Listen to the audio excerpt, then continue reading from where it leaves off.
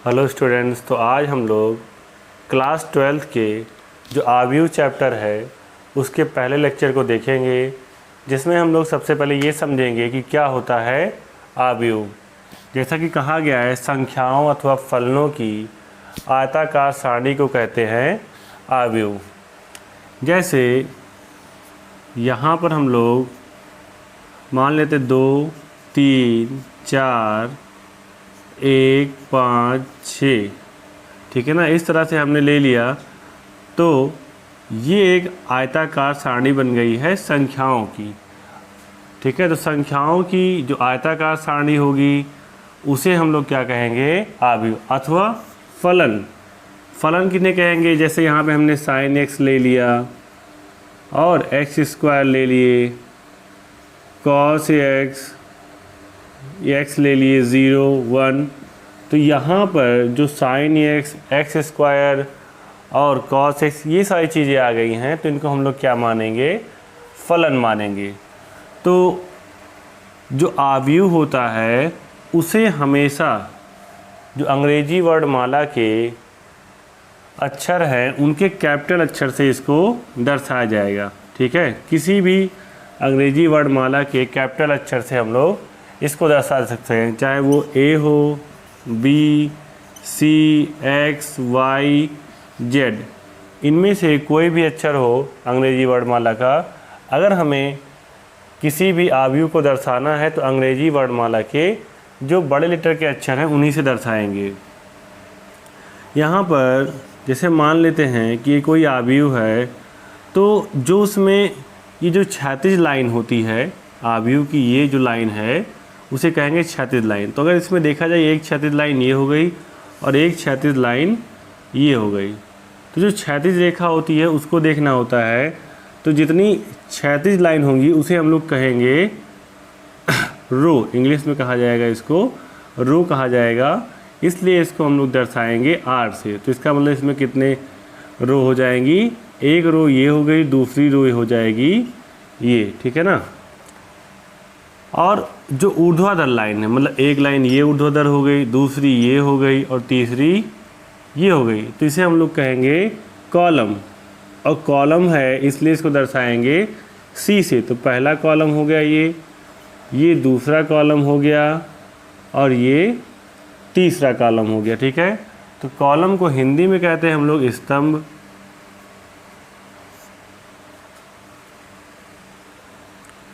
ये हो जाएगा अपना स्तंभ और ये हो जाएगी पंक्ति, ठीक है। तो इसका मतलब ये है कि जो क्षैतिज लाइन है, समझ में आ रहा है ना, जो क्षैतिज लाइन है उसे कहेंगे हम लोग रो। तो इसमें कितनी रो है, 1, 2 रो हो गई, तो R1 R2 से दर्शा दिए। स्तंभ की बात करें तो 1, 2, 3, तो स्तंभ कितने हो गए, 3 हो गए, तो C1 C2 C3 से दर्शाएंगे, ठीक है। तो इसे हम लोग ये कहेंगे कि ये 2 गुणे 3 का एक आव्यूह है, क्योंकि इसमें 2 पंक्तियां हैं और 3 स्तंभ हैं, तो इसलिए कहलाएगा ये 2 गुणे 3 का एक आव्यूह। ऐसे ही दूसरे वाले को समझते हैं, तो इसमें देखें तो एक क्षैतिज पंक्ति, दूसरी क्षैतिज पंक्ति और तीसरी क्षैतिज पंक्ति, तो इसे R1 R2 R3 कहेंगे, ठीक है। ऐसे ही बात करें ऊर्ध्वाधर पंक्ति की, तो ऊर्ध्वाधर हो जाएगा अपना ये C1 और ये C2, तो 2 ऊर्ध्वाधर पंक्तियाँ होंगी, तो ये इसका जो हो जाएगा, ये जगह 3 गुणे 2 का एक आव्यूह। आई बात समझ में। तो यहाँ पर इसके अंदर के आव्यूह के अंदर जो अक्षर होते हैं उनको हम लोग अंग्रेजी वर्णमाला के छोटे अक्षरों से दर्शाते हैं, ठीक है। जैसे X, Y, Z है ना, या A, B, C। अगर कुछ ऐसा लिखना हुआ तो हम लोग अंग्रेजी वर्णमाला के छोटे अक्षरों का प्रयोग करेंगे, अगर इसके अंदर किसी अवयव को लिखना है तब। हाँ, एक बात और ध्यान देनी है कि अगर हम लोग इसके अंदर जो लिखे हुए अक्षर हैं या कैसे संख्याएं हैं या फलन हैं, तो उनको हम लोग कहते हैं अवयव, ठीक है ना। ये इस A का क्या है, एक अवयव है। तो किसी भी अवयव में ध्यान देना ये होता है कि जो अवयव है उसका स्थान क्या है, उसके नाम को किस तरह से दर्शाएंगे। जैसे मान लो ये पहली पंक्ति है, पहला स्तंभ है, तो इसे 1 1 से दर्शाएंगे, फिर 1 2 1 3 और ऐसे ही आगे तक ये जाएगा। तो 1 हम लोग बोल सकते हैं इसको 1 n, ठीक है ना, कि इसमें n स्तंभ हो गए। और फिर 1 1 हो गया, 1 2 हो गया। ऐसा क्यों लिखे? क्योंकि पहले हम लोग लिखते हैं पंक्ति को और फिर लिखते हैं स्तंभ को। तो ये पहली पंक्ति और पहला स्तंभ है तो 1 1 हो गया। यहाँ ये पहली पंक्ति और दूसरा स्तंभ है तो 1 2 हो गया, ठीक है। ऐसे ही आगे तक। अब ये दूसरी पंक्ति शुरू रही तो यहाँ पे 2 1 लिखेंगे, 2 2 लिखेंगे, 2 3 और ऐसे ही आगे तक ये जाएगा। और यहाँ पे हो जाएगा अपना 2n। फिर यहाँ नीचे अवयव बढ़ाएंगे, लिखते जाएंगे। अगला जो पंक्ति लेंगे तो वहाँ पे A31 हो जाएगा, A32 हो जाएगा। तो ऐसे करते हुए जाएंगे तो हमें यहाँ पे मिल जाएगी, मान लेते हैं कि जो पंक्ति होगी ये MV पंक्ति हो जाएगी, ठीक है ना। जैसे पहली पंक्ति, फिर दूसरी, फिर तीसरी, तो ऐसे ही जो अंतिम पंक्ति आ रही है उसको हम मान लेते हैं MV पंक्ति। तो MV पंक्ति होगी, पहला स्तंभ हो गया, फिर MV पंक्ति, दूसरा स्तंभ हो गया, फिर MV पंक्ति और तीसरा स्तंभ हो गया। और यहाँ लास्ट में मिल जाएगा हम लोग को MN। अब इसका क्या तात्पर्य है कि अपनी ये इस जो अवयव है, इसमें जो ये अवयव है, इसकी ये MV पंक्ति है और Nवां स्तंभ है। तो यहाँ लिख देंगे M गुणे N। तो यहाँ भी जो हम लोग M गुणे N लिखते हैं, ये इस अवयव की कोटि कहलाता है ना। अगर क्वेश्चन में हमसे ये पूछा जाए कि किसी अवयव की कोटि क्या है, तो हमें सिर्फ ये देखना होगा कि यहाँ पर कितनी पंक्ति और कितने स्तंभ है। जैसे यहाँ पे लिखा हुआ है 2 गुणे 3, मतलब इसमें 2 पंक्तियाँ और 3 स्तंभ हैं। तो ये कहलाएगा 2 गुणे 3 का एक अवयव, और यही इसकी कहलाएगी कोटि। तो हमने इसमें क्या क्या सीखा, ये जाने कि क्या होता है अवयव। तो अवयव क्या है? संख्याओं अथवा फलनों की आयताकार सारणी को हम लोग अवयव कहते हैं। एक अवयव में क्या होता है कि पंक्तियाँ होती हैं और स्तंभ होते हैं। पंक्तियाँ उन्हें कहते हैं जो क्षैतिज लाइन है, ठीक है ना, और स्तंभ उन्हें कहते हैं जो ऊर्ध्वाधर लाइन है। और दूसरी बात, किसी भी अवयव को हम लोग अंग्रेजी वर्णमाला के बड़े अक्षर से दर्शाते हैं। अगर हम लोग इसके अंदर के अवयव को लिखेंगे तो उसे स्मॉल लेटर के अक्षरों से दर्शाते हैं, अगर कहीं कोई अक्षर आता है तब। दूसरा हमने यहाँ पे ये जाना कि जो अवयव होता है उसके अवयव का भी अपना प्लेस होता है, कि उसको देखकर हम बता सकते हैं कौन सा अवयव किस स्थान पर है। जैसे अगर यहाँ पर कोई अवयव है तो हम ये कहेंगे कि ये 1 2 3 तीसरे स्तंभ में है, और यहाँ आगे 1 लिखा है, इससे ये पता चलता है कि ये पहली पंक्ति में है, ठीक है ना। तो इतनी बातों को आप लोग अच्छे से नोट कर लीजिए, समझ लीजिए, फिर हम लोग आगे देखते हैं क्या है। अब हम लोग जो अगली हेडिंग देखेंगे उसमें ये बताया गया कि अवयव का निर्माण कैसे करेंगे।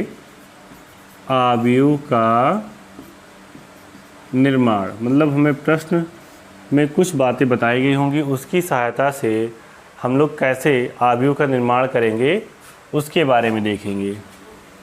तो उसके लिए जैसे कहा गया, मान लो कोई प्रश्न दिया गया हो कि यदि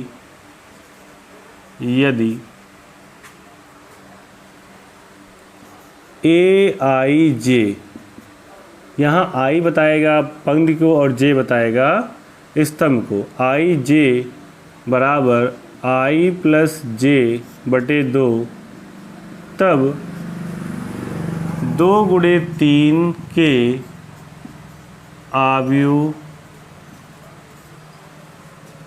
का निर्माण कीजिए, ठीक है।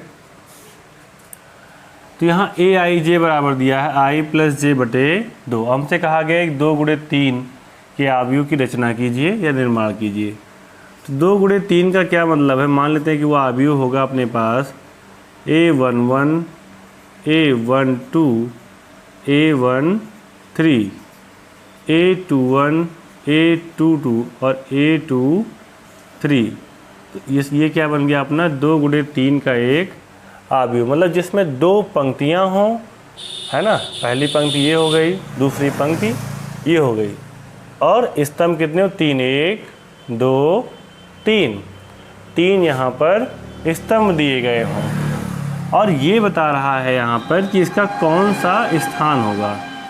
तो अगर हमें इसकी सहायता से पता करना है तो पहले हम यहाँ पता करेंगे कि कौन सा अवयव आएगा। तो हमने जब 1 1 लिया, 1 का मतलब यहाँ आई और ये दूसरे 1 का मतलब है जे, तो यहाँ 1 आई के प्लेस पे पुट हो गया और जे के प्लेस पे 1 हो गया। तो यहाँ पर भी आ जाएगा 1 + 1/2, मतलब 2/2 = आ गया 1। तो हमें A11 मिल गया। फिर निकालेंगे A12 दूसरे अवयव को। तो जहाँ पे आई था वहाँ पे हमने क्या पुट किया? 1, जे के प्लेस पे 2, तो ये हो जाएगा 1 + 2/2, तो मिल जाएगा 3/2।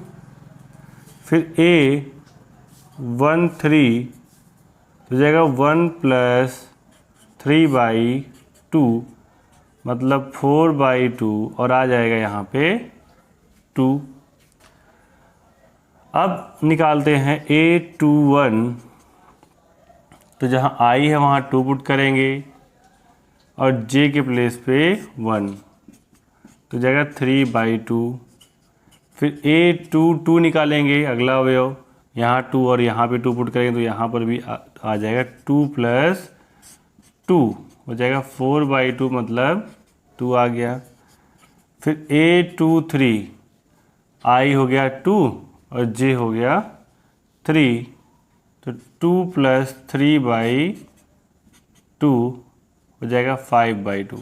अब यही जो यहाँ पे मान निकले हुए हैं इनको इसके प्लेस पे रख देंगे तो अपने आव्यूह की रचना हो जाएगी। जैसे A11 है तो A11 की वैल्यू कितनी आई है? 1।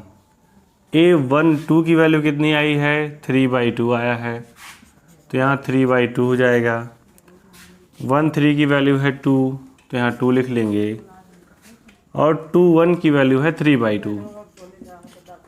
फिर A22 की वैल्यू है 2 और 23 की हो जाएगी 5/2। तो इस तरह से हमने जो भी मान निकाले उनको रख दिए और हमें एक 2 गुणे 3 का आव्यूह बन गया। तो यही अपने प्रश्न का उत्तर हो जाएगा। तो इस तरह से हम किसी आव्यूह के निर्माण के बारे में जान पाए। अब हम लोग देखेंगे कि आव्यूह के प्रकार क्या हैं, ठीक है ना, कि कितने प्रकार का आव्यूह होता है।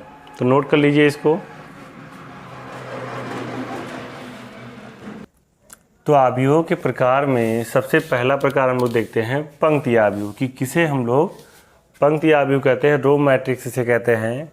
तो ऐसा आव्यूह जिसमें केवल एक ही पंक्ति हो उसे हम लोग पंक्ति आव्यूह कहेंगे। मतलब स्तंभ चाहे जितने हो लेकिन पंक्ति सिर्फ कितनी होनी चाहिए? एक होनी चाहिए। जैसे कि यहाँ पे देखेंगे सिर्फ एक पंक्ति दी गई है और स्तंभ कितने हैं? 3 हैं, तो इसे हम लोग कह देंगे 1 गुणे 3 का ये एक आव्यूह है। लेकिन इसमें जो पंक्ति है वो सिर्फ एक है, तो इसे इसलिए कहेंगे पंक्ति आव्यूह। फिर दूसरा है स्तंभ आव्यूह। तो इसी प्रकार से ये भी हो जाएगा कि ऐसा आव्यूह जिसमें केवल एक ही स्तंभ हो उसे स्तंभ आव्यूह कहते हैं। जैसे कि यहाँ देख पा रहे हैं पंक्तियाँ 1 2 3 हैं लेकिन स्तंभ सिर्फ कितना है? एक ही है, तो इस वजह से इसे हम लोग कहेंगे स्तंभ आव्यूह। अगला है शून्य या रिक्त आव्यूह। तो शून्य या रिक्त आव्यूह को इंग्लिश में कहते हैं जीरो भी बोल सकते हैं, कि इसमें जीरो मैट्रिक्स है, इसमें सारे जो एलिमेंट्स होते हैं वो ज़ीरो होते हैं। नल या वाइड मैट्रिक्स भी इसे बोलते हैं। तो m गुणे n क्रम का ऐसा आव्यूह जिसका प्रत्येक अवयव शून्य हो उसे शून्य आव्यूह कहते हैं, तथा इसे O से दर्शाते हैं, या फिर और भी किसी अच्छे से दर्शा सकते हैं, ऐसी कोई दिक्कत की बात नहीं है, लेकिन सामान्यतः हम लोग इसको O से दर्शाएंगे, ठीक है। तो इसे कहते हैं शून्य आव्यूह। जैसा कि हमने यहाँ एग्जाम्पल लिया है 2 गुणे 3 का एक शून्य आव्यूह है, तो इसको नोट कर लीजिए आप अपने नोट्स में। हम आगे देखते हैं कि क्या होते हैं और आव्यूह के प्रकार में। अगला आव्यूह हम लोग का वर्ग आव्यूह। वर्ग आव्यूह को इंग्लिश में कहते हैं स्क्वायर मैट्रिक्स। तो ऐसा आव्यूह जिसमें पंक्ति तथा स्तंभ समान हो, जैसा कि यहाँ पे देखा जा रहा है कि इसमें जो पंक्तियों की संख्या है 1 2 2 है और स्तंभों की संख्या क्या है 2 ही है। तो अगर पंक्तियों और स्तंभों की संख्या समान हो तो उसे कह देंगे हम लोग वर्ग आव्यूह। जैसे कि यहाँ पे लिखा है 2 गुणे 2, ये 2 गुणे 2 भी हो सकता है, 3 गुणे 3 भी हो सकता है, मतलब 3 पंक्तियाँ 3 स्तंभ या 4 पंक्तियाँ और 4 स्तंभ भी हों तब भी उसे हम लोग कहेंगे वर्ग आव्यूह। वर्ग आव्यूह में जो पंक्तियाँ हैं और जो स्तंभ हैं उनकी संख्या बराबर होनी चाहिए। अगला है विकर्ण आव्यूह, डायगोनल मैट्रिक्स। तो वर्ग आव्यूह ही देखो यहाँ पे क्या लिखा है, वर्ग आव्यूह मतलब जो विकर्ण आव्यूह होगा उसका वर्ग होना आवश्यक है, अर्थात इसमें पंक्तियों और स्तंभों की संख्या बराबर होने के साथ साथ उसके जो मुख्य विकर्ण के अतिरिक्त सभी अवयव हैं वो शून्य होने चाहिए। तो यहाँ पर मुख्य विकर्ण हम लोग इस विकर्ण को मानेंगे। अगर हम लोग देखें तो ये भी एक विकर्ण है, लेकिन इसको हम लोग मुख्य विकर्ण ना कह के ये अपना मुख्य विकर्ण होता है। तो अगर इसके अतिरिक्त जो अन्य अवयव दिए गए हैं वो सभी अगर शून्य हैं तो उसे कहेंगे विकर्ण आव्यूह। जैसे हमने यहाँ पे ले लिया कि कोई आव्यूह है 2 0 0 3, यहाँ पे 0 रहेगा, 0 5 0 0 0 -1। तो यहाँ पर देख पा रहे हैं कि सिर्फ विकर्ण के ही जो अवयव हैं वो शून्य नहीं हैं, बाकी जो सभी अवयव दिए गए हैं वो शून्य हैं। तो इस तरह के हम लोग आव्यूह को विकर्ण आव्यूह कहेंगे। तो नोट कर लो इसको, फिर आगे देखते हैं। अगला है अदिश आव्यूह, स्केलर मैट्रिक्स। क्या होता है स्केलर मैट्रिक्स? तो विकर्ण आव्यूह जिसमें विकर्ण के सभी अवयव बराबर हों। जो विकर्ण है हमारे मैट्रिक्स का, अगर उसके सभी अवयव बराबर हों, बराबर होने से तात्पर्य ये कुछ भी हो, 2 हो 3 हो 4 हो, तो बस ये है कि बराबर होना चाहिए और जो अदर एलिमेंट्स दिए गए हैं वो 0 हों, विकर्ण का अवयव बराबर हो और बाकी सारे अवयव 0 हों तो उसे कहेंगे हम लोग विकर्ण आव्यूह। जैसे कि यहाँ पे दिया गया है कि ये 3 गुणे 3 का एक विकर्ण आव्यूह है, ठीक है ना। और इसे विकर्ण के साथ साथ हम लोग क्या कहेंगे अदिश आव्यूह, क्योंकि विकर्ण के तो सारे अवयव जो हैं पाए ही जा रहे हैं, बाकी सब क्या हो जाए हैं 0 हैं, तो इसलिए विकर्ण आव्यूह हो जाएगा। और ये सब बराबर हैं इसलिए क्या हो जाएगा अदिश आव्यूह। मतलब अदिश आव्यूह होने के लिए विकर्ण आव्यूह के जो अवयव हैं उनका बराबर होना आवश्यक है। जैसे यहाँ पे देखेंगे विकर्ण के सारे अवयव क्या हैं बराबर हैं, तो इसे कह देंगे हम लोग अदिश आव्यूह। अगला है इकाई या तत्समक आव्यूह, इसे हम लोग यूनिट मैट्रिक्स भी कहते हैं। तो एक वर्ग आव्यूह जिसके विकर्ण के सभी अवयव 1 हों तो उसे कहेंगे हम लोग इकाई आव्यूह या फिर तत्समक आव्यूह। जैसे यहाँ पर देख रहे हैं विकर्ण के सारे अवयव क्या हैं 1 1 1 है, मतलब 1 है, बाकी सारे अवयव 0 हैं, तो इसे कहते हैं हम लोग विकर्ण आव्यूह। इस तरह से हमने देखा कि आव्यूह के मुख्य प्रकार क्या क्या हैं। आप लोग इसको नोट कर लीजिए, फिर हम आगे देखते हैं। तो अगला टॉपिक है हम लोग का आव्यूहों की समानता, कि 2 आव्यूह समान कब होंगे। कि 2 आव्यूह जैसे दिए गए हों AIJ BIJ समान कहलाते हैं यदि A और B के दोनों तुल्य हों, अर्थात समान कोटि हों। समान कोटि के होने का मतलब ये है कि जो पहले आव्यूह में पंक्तियों और स्तंभों की संख्या है वही सेम होनी चाहिए दूसरे आव्यूह के पंक्तियों और स्तंभों में। दूसरा है A का प्रत्येक अवयव B के संगत अवयव के समान हो। जैसे दिया गया यहाँ 1 तो यहाँ पर भी 1 ही दिया होना चाहिए, यहाँ 2 है तो 2 होना चाहिए, 4 है तो 4 और 0 है तो 0। आई बात समझ में? मतलब जो संगत अवयव हैं वो बराबर होंगे तभी उसे हम लोग कहेंगे कि ये एक आव्यूह समान है। जैसे यहाँ पे कहा गया है, मान लो एक उदाहरण लिया है मैंने कि A B तथा C के मान ज्ञात कीजिए। अगर ये दोनों समान हैं तब, मतलब हमें यहाँ इनको समान दिखाने की ज़रूरत नहीं है, ये कहा गया ये एक दूसरे के समान है और समान होने का मतलब है कि इनके संगत अवयव बराबर होंगे। तो इसी के आधार पर हम लोग कह सकते हैं कि A का मान क्या हो जाएगा 1 और B का मान हो जाएगा 3 और C का मान हो जाएगा 2, क्योंकि C 2 के संगत है। आई बात समझ में? तो इस तरह से हमने आज समझा इस वीडियो में कि क्या होता है आव्यूह, उसके प्रकार के बारे में और आव्यूह की समानता के बारे में। आगे की चीज़ों को हम लोग अगले वीडियो में देखेंगे। आप इसको नोट कर लीजिए, अच्छे से समझ लीजिए।